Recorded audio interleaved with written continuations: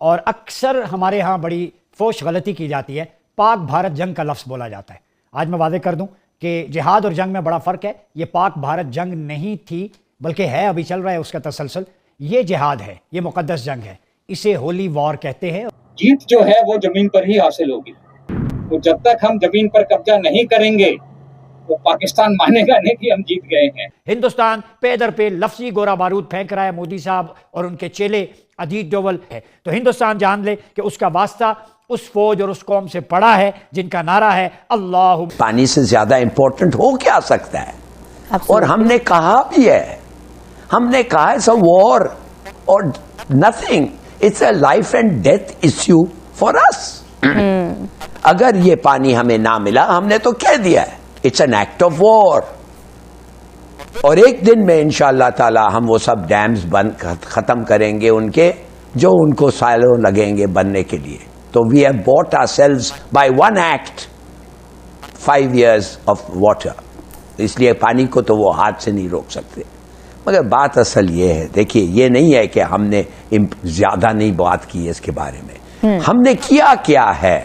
हमने इतने साल as a water scarce country on the brink of water starvation so to speak, हमने किया क्या है? कश्मीर का हल जिहाद ही है। अच्छा। कश्मीर का हल जंगी है। ठीक हो गया। अमन से बात करते करते 70 साल से हमने कश्मीर भी दे दिया, बांग्लादेश भी दे दिया, क्या कुछ नहीं दे दिया। आज हम पे भी मशहूदन सारा के यानी कि वो एजेंट काबिज हैं। 1000 जंग भी होगी तो हम लोग लड़ेंगे, हमारी नस्लें लड़ेंगी। अच्छा, कश्मीर के लिए लड़ेंगे? अच्छा, हम घास खा के भी लड़ेंगे। घास खा के लड़ेंगे? मालूम है तेरे बाप को मत सिखा, चल। घास खा के तो भी हमने लड़ेंगे। भुट्टो साहब की बात कर ली कि एटम बम बनाएंगे, बेशक घास क्यों ना ये खाना थोड़ा पड़े। सा टाइम है, इंशाल्लाह निकल जाएगा। नहीं इंडिया की ईंट के साथ ईंट बजा देंगे इंशाल्लाह। हाँ जी, हम बिल्कुल तैयार हैं, हम तो तैयार हैं जिहाद के लिए। हमें सिर्फ इशारा मिलना चाहिए। तुम्हारे बाप का जो बनता है करो। तुम्हारे बाप का पाकिस्तानी हो, जो तुम्हारे बाप का बनता है ना करो। तुम्हारा जो बनता है करो। लगा लो आरडीएक्स की जैकेट और आ जाओ कश्मीर में। तुम्हारे जो बुरे से बुरा बनता है तुम करो। कौम चाहे या ना चाहे, इसको गज़वा हिंद में दाखिल होना पड़ेगा। तुम दुश्मन पर हमला ना करो, दुश्मन तुम पर हमला करेगा। दुश्मन दाखिल होगा पाकिस्तान में, किसी भी वक्त हो सकता है।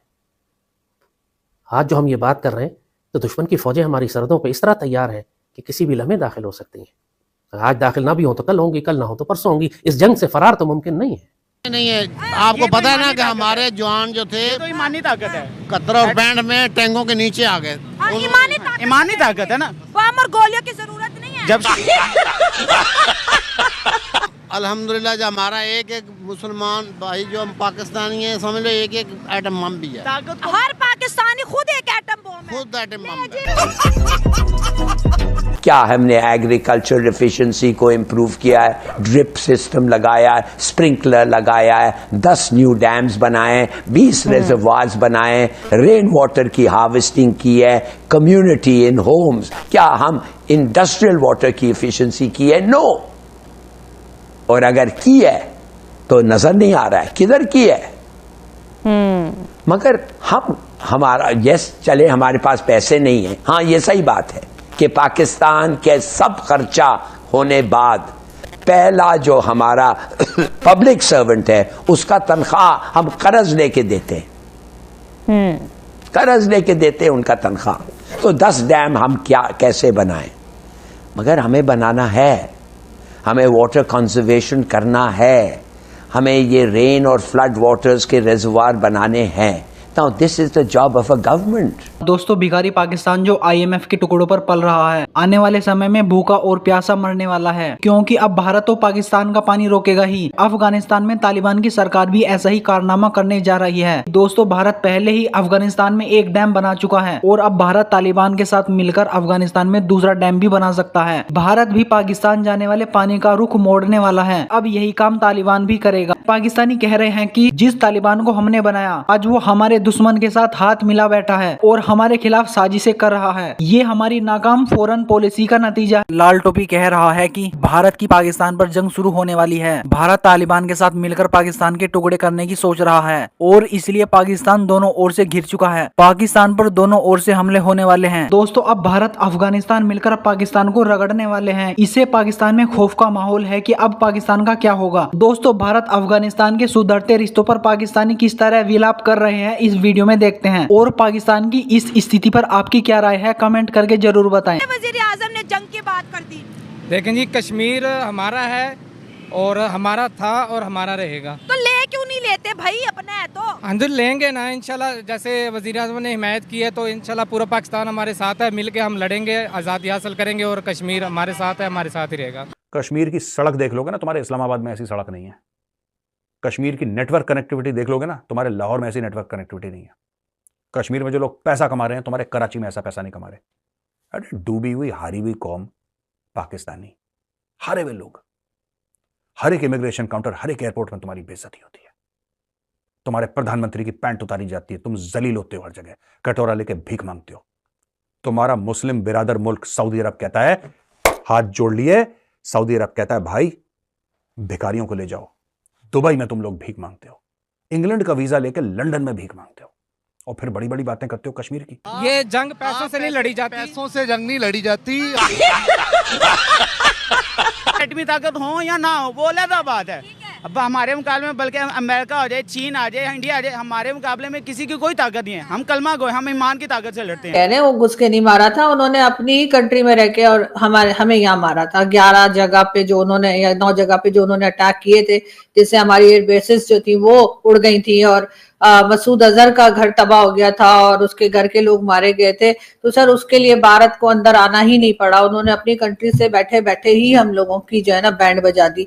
आप सही कह रहे हैं सर, आई वाज रॉन्ग, मुझे लगा था घुस के मारा है, लेकिन आप सही कह रहे हैं कि वो सर उन्होंने टेरर ग्रुप जो है, जो टेरर ग्रुप्स है उनके ऊपर अटैक किया था, ना सिविलियन पर अटैक था और ना ही फौज पे अटैक था, और ना ही जो हमने खजाने या गार्ड रखे ना ही उन पे अटैक था। तो सर उन्होंने बिल्कुल सही कह रहे हैं आप, उन्होंने भारत से बैठे बैठे ही इतना कुछ कर दिया था कि उसके बाद हमें भी जो है वो उठना पड़ा और हमने जो है उनके ऊपर अटैक किया या जो भी मतलब जवाब में हमने जो किया।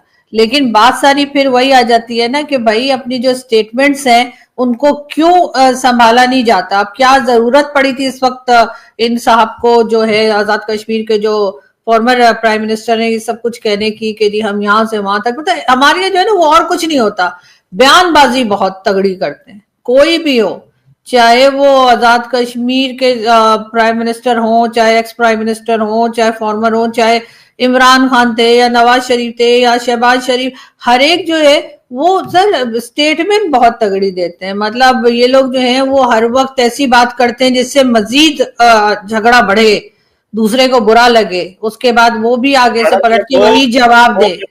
जब वो कहते हैं कश्मीर ले लेंगे, कश्मीर में घुस जाएंगे, तो वो क्या होता है जब वो कहते हैं, अब कहा उन्होंने, वो तो कह रहे हैं कश्मीर के लोग खुद आ जाएंगे, उन्होंने तो कहा ही नहीं कि हम कश्मीर में घुस जाएंगे या कश्मीर ले लेंगे। उनके यहाँ से तो स्टेटमेंट ये आती है कि कश्मीर वाले खुद हमारे साथ आके मिल जाएंगे, और उसके लिए वो रीजन ये देते हैं कि वो इतनी डेवलपमेंट वहां पे कर रहे हैं कि हमारी साइड के जो कश्मीर के लोग हैं वो चाहेंगे कि वो भी उनके यहाँ भी इतनी डेवलपमेंट हो या वो भी ऐसे एरिया में। सर उन्होंने तो कभी नहीं कहा कि वो कश्मीर में घुस जाएंगे, ये तो हम कहते रहते हैं कि कश्मीर हमारा टूट अंग है और कश्मीर हमारी शहर अंग है। और तो सर वो बांग्लादेश के अपेंडिक्स था हमारा जो हमने काट के निकाल दिया, जो हर वक्त हम कहते रहते हैं कि वो हमारी शहर अंग है।